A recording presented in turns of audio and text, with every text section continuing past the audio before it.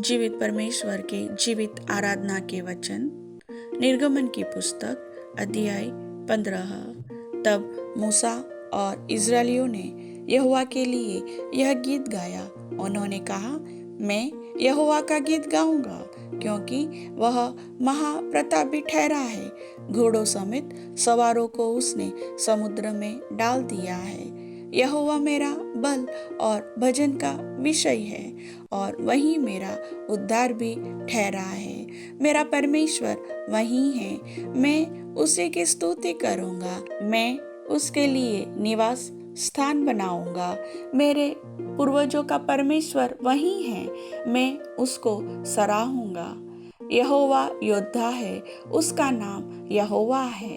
फिरौन के रथों और सेना को उसने समुद्र में डाल दिया, और उसके उत्तम से उत्तम रथी लाल समुद्र में डूब गए। गहरे जल ने उन्हें ढांप लिया, वे पत्थर के समान गहरे स्थानों में डूब गए। हे यहोवा, तेरा दाहिना हाथ शक्ति में महाप्रतापी हुआ। हे यहोवा, तेरा दाहिना हाथ शत्रु को चकनाचूर कर देता है। तू अपने विरोधियों को अपने महाप्रताप से गिरा देता है। तू अपना कोप भड़काता, और वे भूसे के समान भस्म हो जाते हैं। तेरे नथनों की सांस से जल एकत्र हो गया, धाराएं ढेर के समान थम गई। समुद्र के मध्य में गहरा जल जम गया। शत्रु ने कहा था, मैं पीछा करूंगा, मैं जा पकड़ूंगा, मैं लूट के माल को बांट लूंगा, उनसे मेरा जी भर जाएगा। मैं अपनी तलवार खींचते ही अपने हाथ से उनको नाश कर डालूंगा। तूने अपने श्वास का पवन चलाया, तब समुद्र ने उनको ढांप लिया। वे समुद्र में शीशे के समान डूब गए। हे यहोवा, देवताओं में तेरे तुल्य कौन है? तू तो पवित्रता के कारण महाप्रतापी और अपनी स्तुति करने वालों के भय के योग्य और आश्चर्य कर्मों का करता है। तूने अपना दाहिना हाथ बढ़ाया, और पृथ्वी ने उनको निगल लिया है। अपनी करुणा से तूने अपनी छुड़ाई हुई प्रजा की अगुवाई की है। अपने बल से तू उसे अपने पवित्र निवास स्थान को ले चला है। देश देश के लोग सुनकर कांप उठेंगे। पलिश्तियों के प्राणों के लाले पड़ जाएंगे। एदोम के अधिपति व्याकुल होंगे। मोआब के पहलवान थरथरा उठेंगे।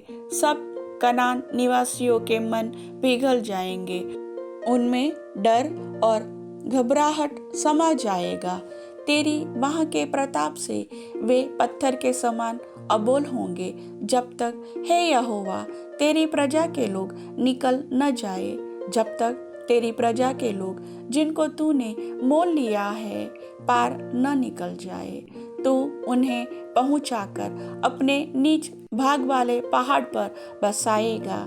यह वही स्थान है, हे यहोवा, जिसे तूने अपने निवास के लिए बनाया, और वही पवित्र स्थान है जिसे, हे प्रभु, तूने आप ही स्थिर किया है।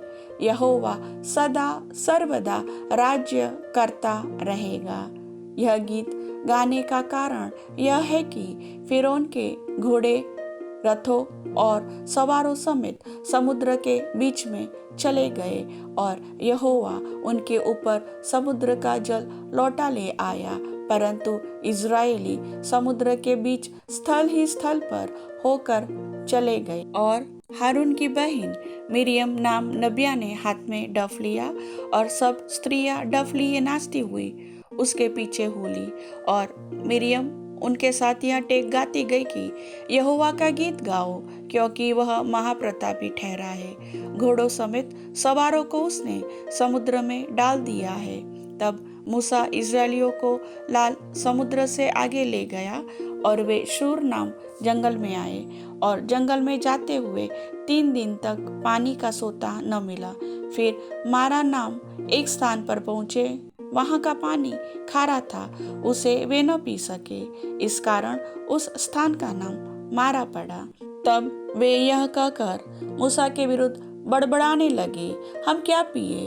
तब मूसा ने यहोवा की दुहाई दी और यहोवा ने उसे एक पौधा बता दिया जिसे जब उसने पानी में डाला तब वह पानी मीठा हो गया।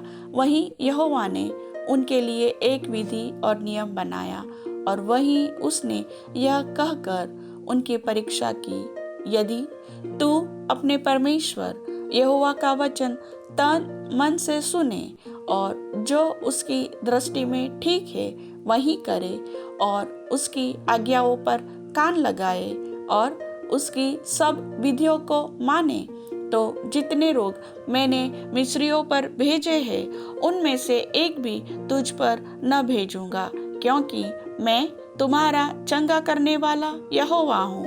तब वे एलीम को आए जहाँ पानी के 12 सोते और 70 खजूर के पेड़ थे और वहाँ उन्होंने जल के पास डेरे खड़े किए। प्रभु वचन के सुनने वाले सभी भाई बहनों को परमेश्वर के वचन के आज्ञाकारिता का मन और हृदय दे। आमीन।